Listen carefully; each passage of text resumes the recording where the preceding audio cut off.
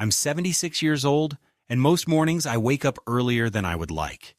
Not because I'm restless or full of energy, but because the silence of this villa by the Florida coast presses against me in a way that makes sleep impossible. When my wife was alive, the mornings had a rhythm to them, a sequence of quiet rituals that bound the day together. The smell of toast, the sound of her humming while she watered the plants on the veranda, the little arguments about whether the newspaper should be read from the headlines first or from the crossword puzzle page. Those small things have disappeared. And though the house is large and spacious, it feels like a hollow shell echoing with the traces of a life that used to be. I never remarried after my wife passed. I told myself it was because no one could replace her, but in truth, I think I became afraid of trying to start again, of discovering that my best years were already behind me. This villa, this house by the sea, with its long windows and tall palms leaning toward the water, became the only constant I had left, and so I clung to it, as if it were my second skin. The place itself has a history that is tangled with mine.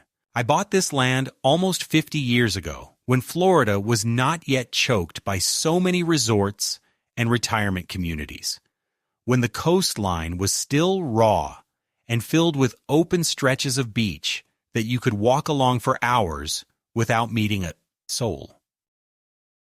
I had just returned from service and had saved enough from working long hours in construction to consider settling down somewhere permanent. Most men my age were still renting or living in cramped starter homes, but I had a different idea. I wanted a place that would last not only my lifetime, but would also be a legacy, a sign to my children and their children that our family could build something enduring. My wife Anna was doubtful at first. She thought the land was too isolated, too wild, too impractical. Yet when we stood together on the sand one evening and watched the sky burn orange over the horizon, she squeezed my hand and said she could imagine growing old here. That was enough for me. Brick by brick, month by month, I oversaw the building of this villa, putting more of myself into it than into any other endeavor in my life. It was not just a house, but a monument to our marriage, to our stubborn dream that we could create a life of permanence in a world that seemed always ready to take things away. Over the years, this house saw everything. The laughter of birthday parties when my son, Daniel, was still small and liked to run through the hallways pretending he was a pirate captain. The quiet dinners after long days of work when I would come home to find Anna waiting with a meal and a glass of wine.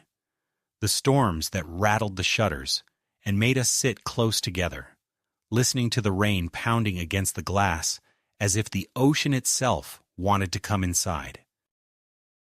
The villa was where Daniel took his first steps, where he brought home his first report cards, where he introduced his high school friends who trampled sand into the living room carpet.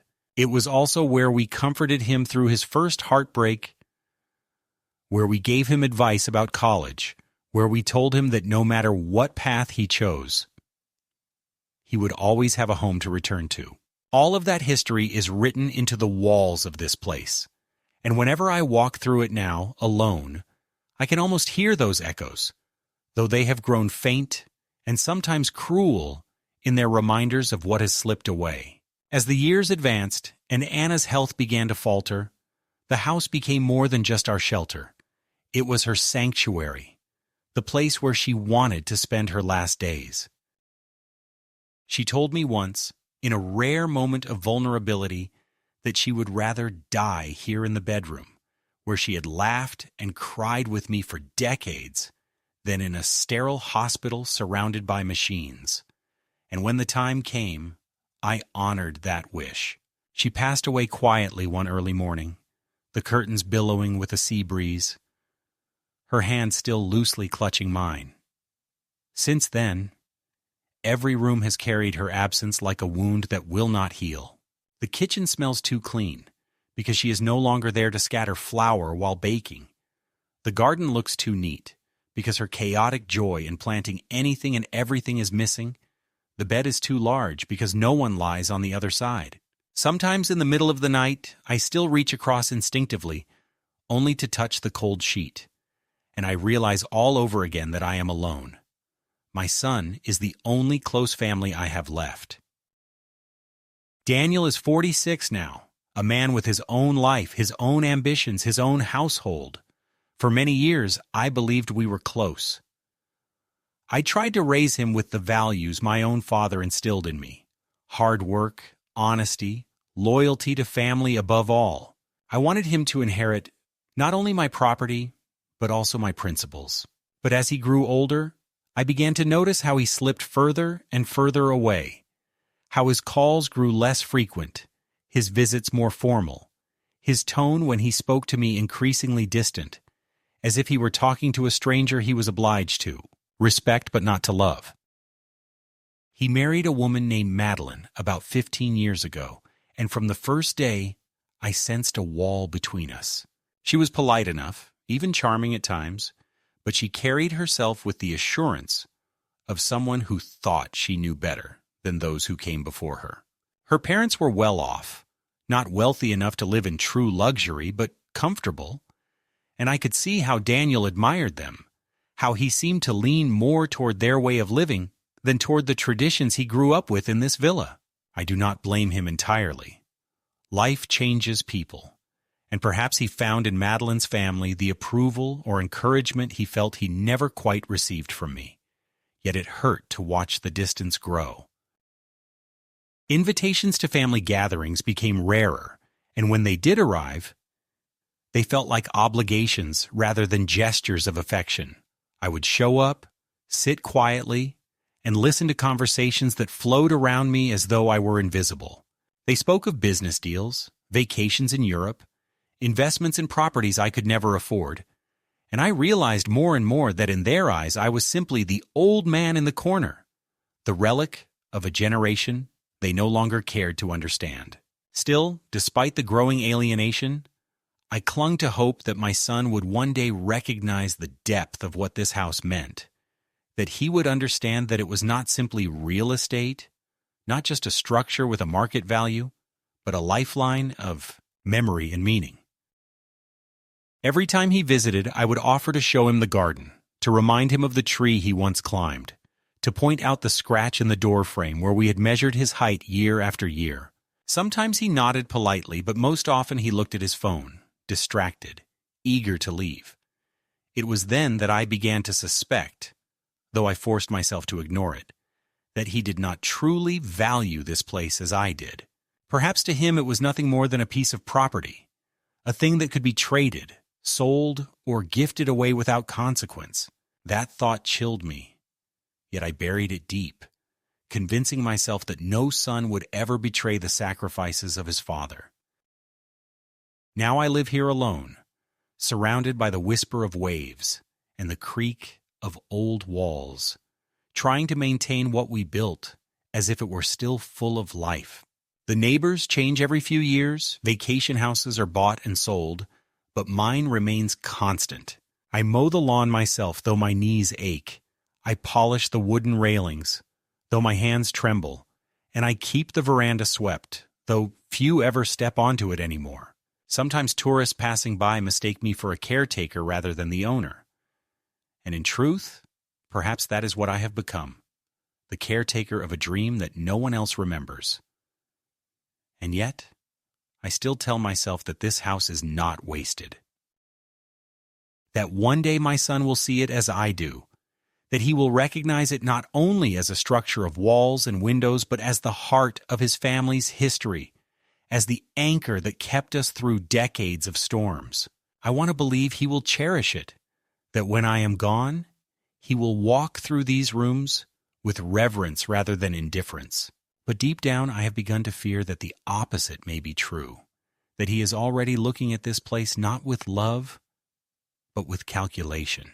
And if that is so, then the betrayal will not be a sudden wound, but a slow, festering cut that has been waiting in silence for years. It was a humid Thursday evening in late spring when the phone rang, and for a moment I almost did not answer it, thinking it was another telemarketer or one of those endless calls about medical insurance that always seem to come at dinner time. But when I lifted the receiver and heard Daniel's voice, I felt a small jolt of warmth that I had not felt in a long while. He rarely called me directly anymore. Usually it was a quick text message or a relayed word through Madeline, so the sound of his voice carried with it the suggestion that something important was about to be said. He asked how I was doing, whether I'd eaten, how the garden was coming along. Questions that might have seemed casual if not for the strange tone in his voice. A mixture of forced brightness and underlying hesitation, as if he were rehearsing lines in a play. After a few minutes of polite conversation, he said that he and Madeline wanted to host a family dinner at my villa that coming weekend, that they thought it would be nice for everyone to gather under the same roof and spend some time together. The words themselves should have brought me joy. It had been so long since Daniel had suggested anything resembling family closeness, and for a fleeting moment I allowed myself to imagine the warmth of old times returning, the long table set with food, the sound of laughter drifting across the veranda, perhaps even the possibility that my son was finally beginning to remember the value of this house and the history it carried. I asked him who would be coming, whether it would be just the two of them or whether the grandchildren, who seemed to be drifting further and further into their own busy lives, might also appear. Daniel's answer was evasive. He said simply that it would be a special gathering, that I should not worry about the details, that he and Madeline would take care of everything. I pressed him once more, but he gently changed the subject, asking instead whether the dining room was still large enough to seat 12, as if he had already counted the number of guests in his mind. 12, I thought to myself after we hung up. Who could they possibly be bringing? The days leading up to the dinner were filled with an odd combination of anticipation and unease. I busied myself with preparations, polishing the wooden table until it gleamed, airing out the curtains, mowing the lawn with a stubborn determination that left my back aching. Each chore became a way of convincing myself that this was not just another gathering, but perhaps the beginning of something better, a reconciliation of sorts, a chance for my son to come back to me, not as a polite stranger, but as the boy I once raised. Yet beneath that fragile hope, another voice whispered darker possibilities, asking why Daniel had chosen now, after so many months of distance, to make such an effort. Hope is a dangerous thing at my age because it clings to the smallest gestures and inflates them until disappointment becomes unbearable. Still, I worked as if the house itself needed to be reminded that it was still alive, still worthy of being filled with voices. On the evening of the dinner, the sky was heavy with clouds that threatened rain, though the air was warm enough to keep the doors and windows open. I had put on my best suit, the one Anna always said made me look taller, though it now hung a little loose around my shoulders. When I heard the sound of cars pulling into the driveway, I straightened the silverware on the table and took a deep breath, telling myself that this was a moment to be cherished. But as soon as I opened the door, the first flicker of unease crept back into me. Daniel and Madeline were not alone. Behind them came her parents, Mr. and Mrs. Aldridge, a pair I had always regarded with polite distance, for though they were outwardly charming, there was a sharpness in their eyes, a kind of hunger that unsettled me. Following them was her younger brother, a man I had met only once before at the wedding, and behind him another couple I did not recognize, but who greeted me with the kind of practiced smiles that belonged to business acquaintances rather than family. Madeline took my arm with exaggerated affection, calling me Dad, in a tone that felt more rehearsed than sincere, and guided me toward the living room where more guests were already gathering, guests I had never seen before, laughing too loudly and inspecting the rooms as though they were visiting a property for sale. The realization hit me slowly but heavily. This was not a family dinner in the way I had imagined. This was something else entirely, a performance, a stage set for an audience that had little to do with me. Daniel moved about the room in a host's role, introducing people, making small jokes, speaking with a confidence that bordered on arrogance. He looked comfortable, almost proud, as if he were showing off not only his wife and her family, but also the house itself, my house, as though it belonged to him already. I stood for a long time in the corner, smiling faintly when addressed, shaking hands when necessary, but feeling the ground beneath me shift with every passing minute. My villa, which had always been a sanctuary of memory and quiet, had suddenly become a showroom. The Aldridges walked through the hallways with the air of inspectors, complimenting the architecture in tones that suggested appraisal rather than admiration. Their son leaned against the doorframe of the study, flipping through one of my old photo albums without asking, remarking casually about how quaint the old pictures looked. I wanted to snatch it from his hands, to remind him that these were not curiosities but the fragile remains of my life, yet I said nothing, paralyzed by the growing suspicion that whatever was happening here was deliberate, and that my son was at the center of it. When we finally sat down at the table, the mood should have been festive, but for me it was drenched in unease. The conversations flowed easily among the others, mostly about investments, property values, the rising cost of coastal real estate, all topics that seemed strangely pointed in the context of where we were sitting. Daniel raised his glass at one point and began to speak about the importance of family, about the strength of building a legacy together, words that on the surface sounded admirable, but which carried beneath them an undertone I could not quite place, as though he were rehearsing a justification rather than a celebration. Madeline beamed at him proudly. Her parents nodded approvingly, and I felt myself shrinking into my chair, suddenly an outsider at my own table. The food tasted like ash in my mouth, though I had prepared some of it myself earlier that day. Each compliment from the Aldridges about the beauty of the house landed like a small cut, because I could see in their eyes that they were already imagining it as theirs, already staking silent claims. My son's words, his glances, his way of steering the conversation, all seemed to be guiding us towards some revelation that I dreaded to hear, but could no longer deny was coming. The villa was no longer being treated as the backdrop to a family memory. It was being treated as an object of desire, a prize on the table waiting to be claimed. And though no one said it outright that night, I could feel it pressing down on me with the weight of inevitability. Something was about to change, something that would strip away the last illusion I had been clinging to about my son, my family, and the sanctuary of the life I had built. The night of the dinner lingered with me long after the guests had gone. Not because of any warmth it had provided, but because of the way every smile, every compliment, every casual remark had seemed to carry a hidden blade. When the last car finally pulled out of the driveway, and the sound of tires on gravel faded into silence, I stood in the hallway staring at the door, feeling as though I had just witnessed something staged rather than lived. The villa was unusually still, almost resentful, as though it too had felt invaded by strangers who did not belong within its walls. I wandered through the rooms, noticing small details I had never thought about before. The way Madeline's father had tapped his fingers on the mantelpiece, as if assessing the wood. The way her mother had quietly examined the view from the veranda as though calculating its value.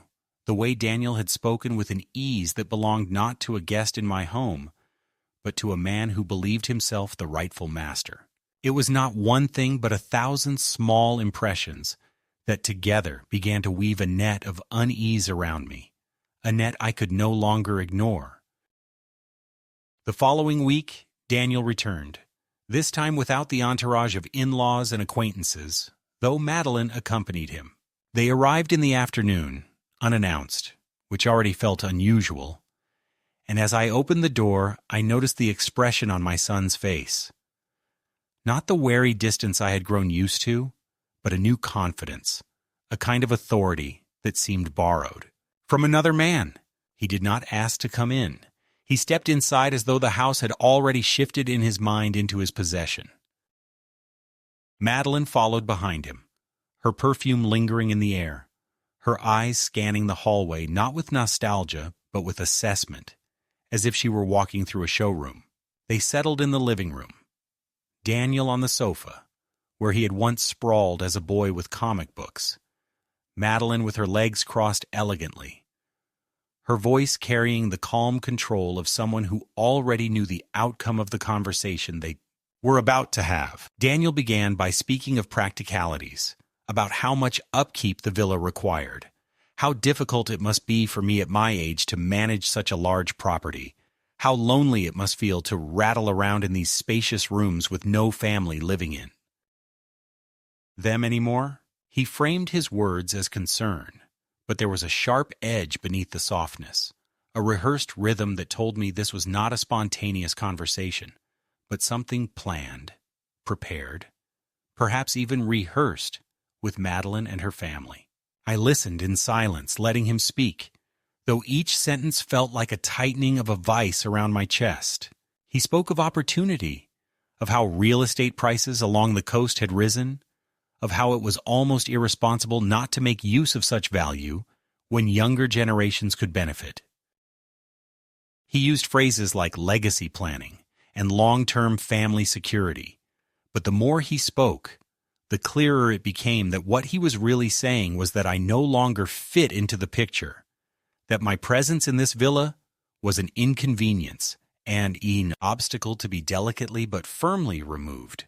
When I finally asked him outright what he was suggesting, he leaned back in his chair with the same air of confidence I had seen during the dinner and said, almost casually, that Madeline's parents had expressed an interest in the villa, that it would make sense for them to be its caretakers since they were younger, more active, and capable of maintaining it properly.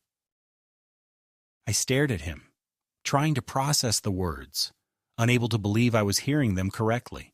My son, the boy I had raised in these rooms, was calmly proposing to hand my life's work, my sanctuary, to his in-laws as though it were a logical, almost inevitable decision. He smiled faintly, as though expecting me to see the sense in it, as though I should thank him for such foresight. My hands trembled, and I clasped them together tightly to hide it, but inside me something cracked, a fissure that would not close again. Madeline joined in then, her voice smooth, her reasoning polished. She said that her parents adored the villa, that they had always admired its architecture, that they would be willing to take on the financial burden of repairs and taxes, relieving me of what she called unnecessary stress. She spoke as if she were offering me a kindness, as if I should be grateful for being relieved of the weight of my own home. But behind the words, I could hear the calculation, the eagerness disguised as generosity. When I asked where I was supposed to go in this plan, Daniel waved the question aside with a dismissive tone that stung more deeply than any insult. He said there were plenty of comfortable retirement communities nearby, places where I would have companionship, medical support, activities to fill my days. He painted the picture of an old man shuffling through bingo nights and supervised outings, as though that were all I was now, as though my identity could be reduced to someone waiting to be entertained until death arrived. The conversation did not end there. It stretched over hours, circling the same points again and again, each time with a little less pretense, a little less patience. Daniel grew sharper, his words more direct, his arguments framed less as concern and more as inevitability. He told me I had to think realistically, that I could not expect to cling forever to a property too large for me, that it was time to be rational rather than sentimental. He spoke of responsibility, of how he had a duty to provide for his wife's family as well as his own, and that this villa, standing here with its expensive upkeep and wasted potential, was the logical answer. Each time he said logical, I wanted to shout that there was nothing logical about erasing the very heart of one's family history, nothing logical about replacing love with convenience, nothing logical about treating a father's home as a bargaining chip but the words lodged in my throat, strangled by the disbelief that my own son could stand before me and speak in this way. When they finally left that evening, I stood at the window watching them walk down the path, Madeline's hand resting on Daniel's arm in a gesture that looked less like affection and more like control. The villa around me felt suddenly smaller, as though the walls themselves had drawn inward in shame. I wandered through the rooms, touching the furniture, the photographs, the worn edges of the door frames, all the details that carried decades of memory, and for the first time I felt the sharp intrusion of fear. Fear that these things, these tangible remnants of my life, could be stripped from me not by strangers, not by chance, but by the very son I had once believed would protect them after I was gone. That night I could not sleep. I sat in the living room with the lights off, staring at the dark outline of the sea through the windows, listening to the restless waves that seemed to echo the turmoil inside me. Every sound of the house settling in the night felt like a whisper of betrayal, every creak of the wooden beams like a warning that the foundation of my life was beginning to fracture. Over the next days, the unease only deepened. Daniel's calls grew more frequent but not warmer. He would ring to ask if I had thought about what we discussed, whether I had looked into retirement options, whether I had considered how much easier life could be if I let go of the burdens of the villa. He spoke as if my agreement were already certain, as if my consent were a formality rather than a choice. I noticed that Madeline's parents began appearing more often in the neighborhood, stopping by casually, asking if they might look around the garden again, commenting on how beautiful the sea view was from the upstairs windows. Their presence was suffocating, an ever-present reminder that they were circling, waiting, ready to swoop in the moment I faltered. Even the neighbors began to remark on how often the Aldridges seemed to be at my home, their curiosity tinged with the assumption that something was changing. And through it all, I carried the growing dread that what had once been unthinkable was already becoming real, that my son had already made up his mind, and that I was no longer regarded as the owner of this villa, but as an obstacle to be gently pushed aside. The moment of rupture came not in private, as I had half expected, but in the most humiliating way possible, in front of a room full of witnesses who had no right to be involved in the fate of my life's work. Daniel called again a week later and invited me to another gathering, saying that Madeline's parents wanted to host a celebration of family unity. His tone was brisk, decisive, leaving me no space to object, and though my instincts screamed against I felt cornered, as if refusing would only confirm in their minds that I was an obstacle, a stubborn relic clinging to what no longer belonged to me. Against my better judgment, I agreed, telling myself that perhaps there was still a chance to reason with him, to remind him of what this house truly meant. The day of the gathering was warm, the air filled with the heavy scent of salt and the distant cries of gulls. When I entered the dining room, I immediately understood that this was not a simple family dinner, but a carefully orchestrated event. The long table was set as though for a formal banquet, with silverware gleaming under the chandelier and expensive wine bottles lined up as if to impress rather than to enjoy. Around the table sat not only Daniel and Madeline and her parents, but also their friends, neighbors of theirs whom I scarcely knew, and two men in suits who looked distinctly like lawyers. I felt my stomach tighten at the sight of them, and for a moment I nearly turned and walked out. But Daniel greeted me with a broad smile, pulling me in and introducing me to everyone as though I were a guest in someone else's house. The dinner itself was a blur. I remember the clinking of glasses, the laughter of people who had no attachment to the villa other than what it represented as a possession, the hollow compliments about the architecture and the view, all spoken in tones that made it clear they were appraising rather than admiring. I sat in silence for much of it, trying to steady my breathing, telling myself that perhaps this was only another performance, another attempt to pressure me into agreeing to some arrangement, but that nothing final could be decided without my consent. Yet beneath that fragile reassurance, dread coiled tighter with every passing moment, especially when I noticed the stack of folders near one of the suited men's chairs, as though legal matters were waiting to be presented. It was after the main course, when the conversation had lulled into a forced sort of cheerfulness, that Daniel rose to his feet and tapped his glass. The room grew quiet, expectant, and I felt every eye shift toward him. He began by speaking of gratitude, thanking everyone for coming, thanking Madeline's parents for their generosity and support, speaking of how blessed he felt to have such a united family. His words flowed smoothly, practiced, carrying the tone of a man delivering not just a toast, but an announcement.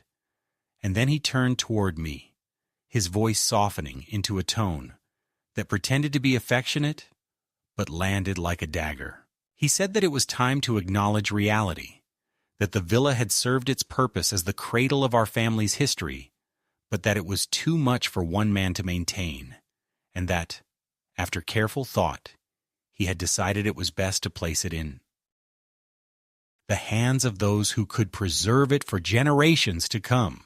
He extended his hand toward Madeline's parents and declared, with a calmness that froze me to my core, that the villa now belonged to them, that from this day forward they would be the caretakers and rightful residents. For a long moment I could not move. The words seemed to hang in the air like a heavy fog, and though my mind screamed at me to protest, to demand an explanation, my voice would not come. The room erupted in applause. Glasses clinked. Madeline's parents smiled with the serene triumph of victors who had already anticipated their prize. The two men in suits nodded and shuffled papers as though everything were in order, as though my son's declaration had the force of law. I stared at Daniel, my own flesh and blood, standing there so confident, so certain, so blind to the enormity of what he was doing, and I felt a wave of humiliation wash over me that was almost unbearable. I was not only being robbed, but robbed publicly, stripped of dignity in front of strangers, reduced to a bystander in the destruction of my own legacy. When I finally managed to speak, my voice shook, not from weakness, but from the fury I struggled to contain. I asked him what he meant, how he could stand there and say such things when the villa was still legally mine, when no transfer had been discussed, no papers signed. He looked at me with that same infuriating calmness and said that everything had already been taken care of, that I need not trouble myself with the details. He said I should think of it as a gift, an act of generosity on my part, a way of securing harmony between families. The words burned as though he had branded me with them, because they carried not only betrayal, but the implication that I had somehow agreed to this, that I was complicit in my own erasure. I felt the eyes of everyone at the table on me, waiting for me to protest, perhaps even enjoying the spectacle of the old man being cornered. I pushed back from the table, my chair scraping against the floor with a sound that cut through the chatter, and I stood trembling, my hands clenched at my sides. I told him he had no right, that he could not simply declare my house to belong to someone else, as if words alone could dissolve decades of sacrifice and memory. But my protest sounded small against the tide of his confidence and the approving murmurs of those around him. Madeline rose then, taking his hand, smiling serenely, and told me that I needed to trust them, that they were only doing what was best for me, that in time I would thank them for freeing me from the burden of responsibility. Her words, smooth as silk, were a poison I could not swallow. I looked at the people around me, these strangers who applauded as though they had witnessed a noble gesture, and I realized with a sinking heart that in their eyes I was already defeated, an old man clinging to what was no longer his, a figure to be pitied rather than respected.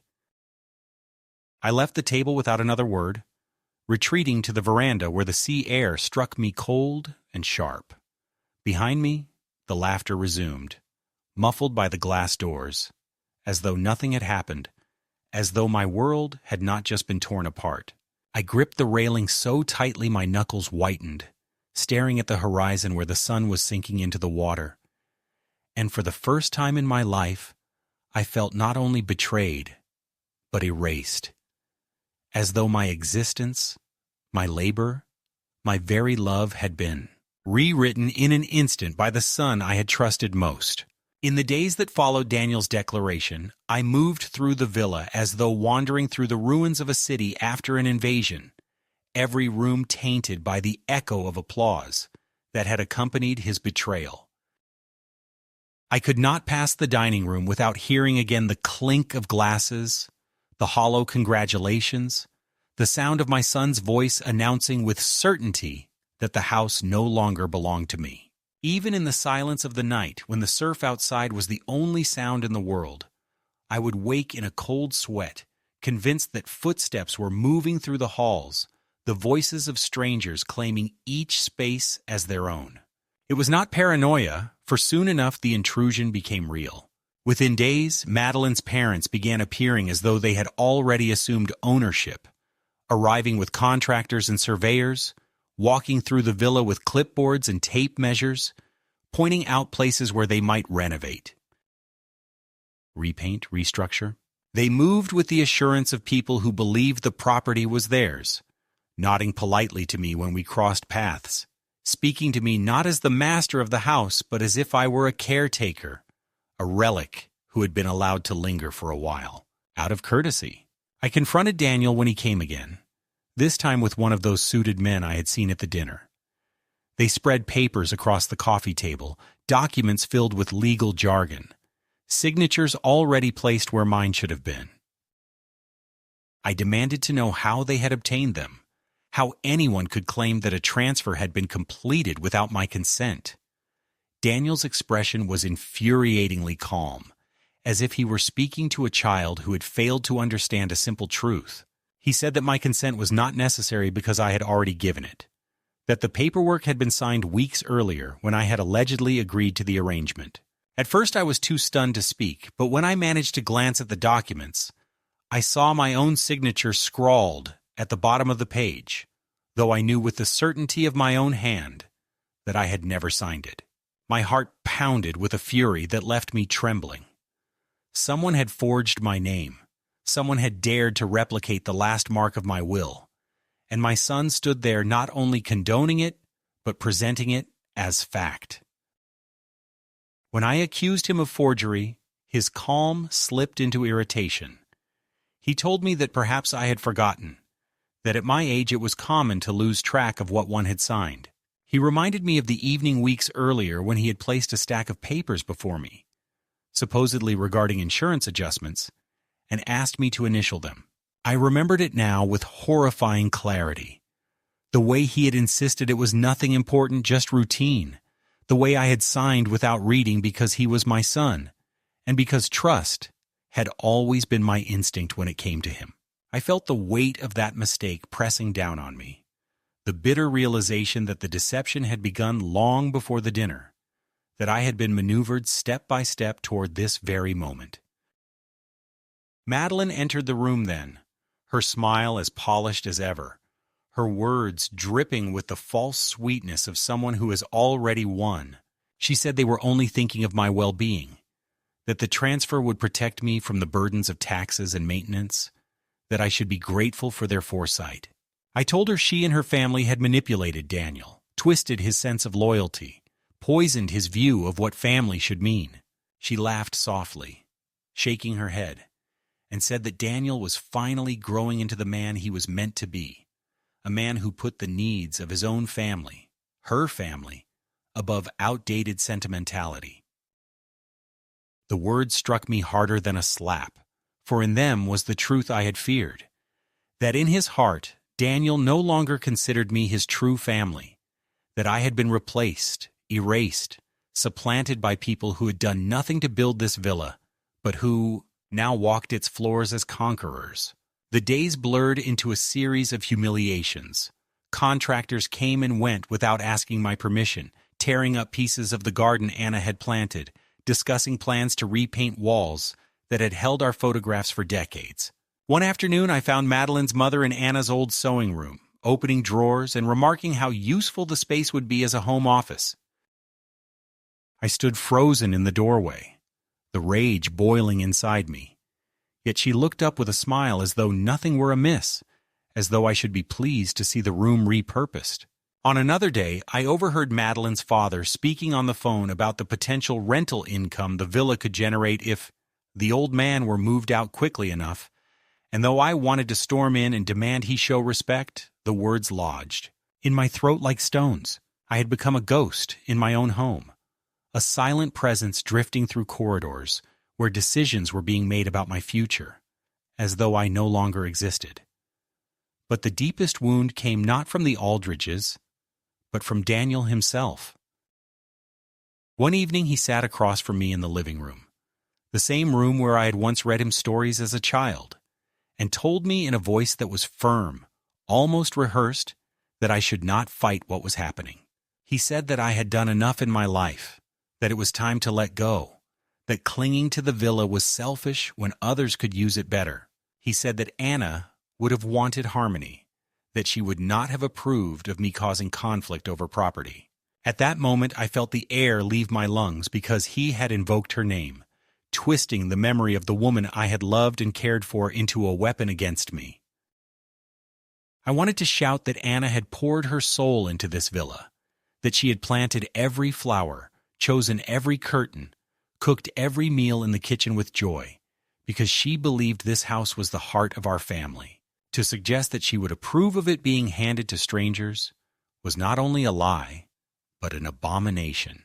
Yet Daniel looked at me with eyes that were cold, determined, and I realized with terrible clarity that he believed his own words, that he had convinced himself this betrayal was justified, even noble.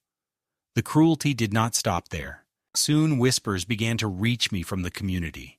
Subtle remarks from neighbors who hinted that Daniel and Madeline had spoken of my health declining, of my mind not being what it once was, of their need to step in to protect me from my own. Confusion. I saw the looks in people's eyes when they spoke to me, the hesitation, the pity, as though they were already half convinced that I was slipping into dementia.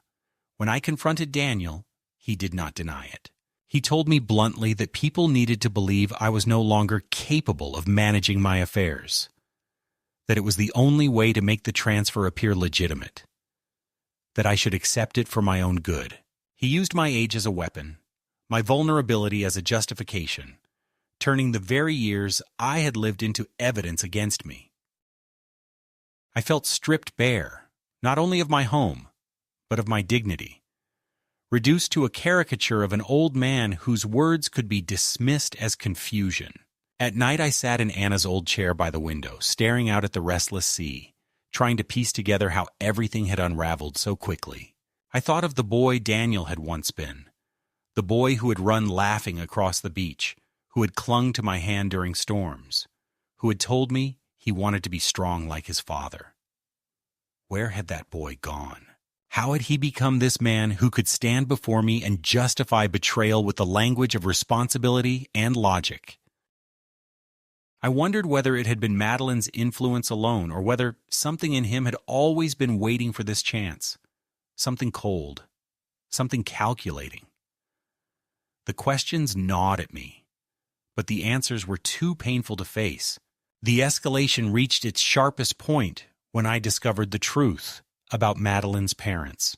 A neighbor, an old friend who had once been close with Anna, pulled me aside one morning and told me quietly that the Aldridges were not as stable as they appeared, that they were drowning in debts from failed business ventures, that they had been using every trick in the book to keep creditors at bay. The villa was not simply a desirable home to them. It was a lifeline, a fortress in which to hide their failures, a shield against the ruin they had brought upon themselves. Suddenly, everything fell into place. Their eagerness, their confidence, their constant presence. They had manipulated Daniel, whispering of duty and legacy, until he convinced himself that handing them the villa was an act of honor rather than desperation. My son had not only betrayed me, he had been used, turned into a pawn in a scheme to cover another family's disgrace. When I confronted him with this, he erupted in anger, shouting that I was slandering his wife's parents, that I was grasping at lies to justify my stubbornness. He told me that I was poisoning the family with suspicion, that if I continued, he would be forced to take legal measures to have me declared incompetent. His threat hung in the air like a noose, and I realized then that he had crossed a line from which there was no return. The boy I had raised, the man I had hoped would one day protect this villa as his inheritance, was gone, replaced by someone who saw me not as father, but as an obstacle to be removed. The breaking point came on a sweltering afternoon when the air inside the villa hung heavy with the smell of salt and dust, as if even the walls themselves were suffocating under the weight of what had been done to them. I had endured the endless parade of contractors, the cold efficiency of lawyers, the smug smiles of Madeline's parents, and the rehearsed justifications of my son. But something in me snapped when I discovered that Anna's sewing room had been emptied, the drawers stripped, her fabrics and needles packed into boxes, as if they were nothing but clutter to be discarded. I stood in the doorway staring at the bare walls, at the faint outlines where her shelves had once been, and felt a surge of grief so violent it bordered on rage. In that moment, I understood with blinding clarity that if I did nothing, Anna's memory would be erased piece by piece, until there was nothing left of her in this house but dust and silence. That realization filled me with a strength I had thought long lost, a hard, cold determination that cut through the fog of humiliation and despair. I began quietly, methodically, reaching for the one thing I still had, the truth buried in the old documents Anna and I had signed together decades earlier. In the bottom drawer of the study desk, beneath piles of photographs and unpaid bills, I found the folder that had not been touched in years, brittle papers with fading ink, but still valid, still binding. Among them was the will Anna had drawn up before her illness worsened, the one she had insisted on despite my reluctance, because she wanted to ensure that the villa would never fall into the wrong hands.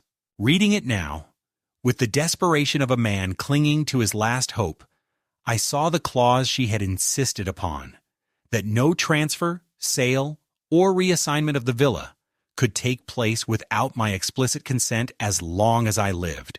Her foresight, born of her quiet distrust even back then, now rose like a shield from the grave. My hands shook as I held the paper, but my heart surged with something I had not felt in months. Power. Fragile but real. The power of a man who still had the law on his side. Armed with those documents, I went to see an attorney, an old acquaintance, recommended by a neighbor who still respected me enough to believe my words over the whispers of decline. Sitting in his office, I spread out the forged papers Daniel had shown me alongside Anna's will, my voice trembling as I told the story from the beginning. The attorney listened carefully, his eyes narrowing as he examined the signatures, his expression hardening when he compared them. At last he looked up and said with quiet conviction that the forgery was obvious, that the documents Daniel claimed were binding would crumble under scrutiny, and that Anna's will was ironclad. He promised me that we could challenge everything, that the law had not abandoned me, that I was not powerless despite what my son wanted me to believe. The relief that flooded me was not joy, but a grim satisfaction, the satisfaction of a man who had been cornered and finally found a weapon with which to fight back. The next step came when I uncovered the truth about the Aldridges' debts in a way that could no longer be dismissed as rumor.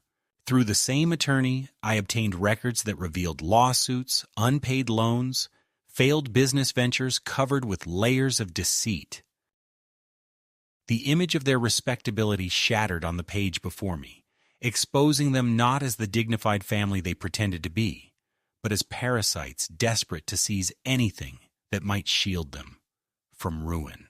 When I held those papers in my hands, I felt no triumph, only a grim confirmation of what I had known in my gut from the beginning, that they had ensnared Daniel, feeding his pride and sense of responsibility until he believed that giving them the villa was a noble sacrifice rather than the betrayal it truly was. Now, with their lies laid bare, I had more than grief and anger. I had evidence, hard and undeniable. The confrontation could no longer be postponed. It happened in the villa itself, because I refused to cede the battlefield of my own home. Daniel and Madeline arrived with her parents, as though ready to finalize their conquest, and I was waiting with the attorney by my side. The documents spread across the table like weapons prepared for war. Daniel's expression shifted when he saw the folder, a flicker of doubt breaking through his confidence, but he quickly masked it with irritation, accusing me of dragging outsiders into family matters. I told him calmly, with a steadiness I had not felt in months, that this was no longer a private dispute, but a matter of fraud, forgery, and theft. I laid out Anna's will, reading aloud the clause that made their so-called transfer invalid, and then I presented the proof of the Aldridges' debts, watching the color drain from their faces as their facade cracked. My voice rose as I told them that this villa was not theirs to claim, not his to give, and that no amount of manipulation or false signatures could change the truth that Anna and I had built into these walls. The room erupted with protest, Madeline's voice sharp with outrage, her parents sputtering excuses, Daniel shouting that I was tearing the family apart. But beneath their noise, I felt the power of my words settle like stones, undeniable and immovable. The attorney's presence silenced their confidence further, his calm explanation of the legal consequences cutting through their bluster with the precision of a blade. For the first time since this nightmare began, I saw fear in their eyes, the dawning realization that their scheme was collapsing. Daniel tried to appeal to me then, his voice breaking, accusing me of destroying everything out of stubbornness, but I cut him off with a clarity that stunned even myself. I told him that he had destroyed it the moment he chose betrayal over loyalty, lies over love, greed over the memory of his mother. I told him that he had forced me into this battle, and that I would not yield, not even if it meant standing alone for the rest of my life. The climax was not a single moment of triumph, but a storm of words, accusations, and revelations, each one stripping away the illusions until only the raw truth remained. By the time they stormed out of the villa, leaving behind their threats and bitterness, the silence that settled over the house was not the silence of defeat, but the silence of survival. I stood in the center of the living room, the papers still spread before me, and felt the weight of Anna's foresight pressing against me like a hand from beyond the grave. She had given me the weapon I needed, and I had wielded it, not out of vengeance, but out of love for the life we had built. I was exhausted, trembling, but inside me there was a core of steel that had not been there before. The villa was still mine, and though the war was not yet over, the battle had been won. When the storm of confrontation finally passed, what remained was not triumph, but a strange, aching quiet, the kind of silence that settles after a hurricane has torn through and left everything standing yet irreversibly changed. Daniel and Madeline no longer came to the villa, and the Aldridges vanished from the neighborhood, as if retreating into the shadows of their debts and schemes. For a time, I expected Daniel to return, perhaps to apologize, perhaps to try once more to bend me to his will. But the days stretched into weeks, and his absence became its own answer. I realized that he had chosen his side, not with hesitation but with finality, and that I had to live with the truth that my only son had turned away from me.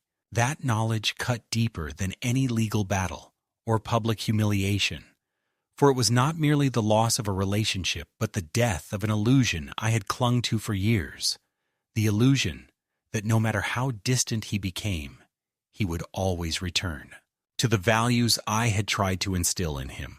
The villa stood unchanged on the surface, the walls still holding the same photographs, the garden still catching the same sea breeze. But I saw it differently now.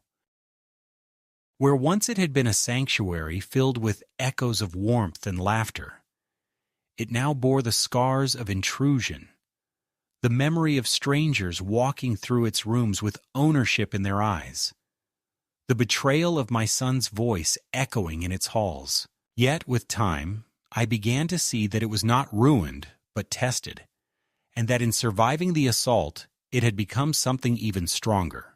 It was no longer just the home Anna and I had built.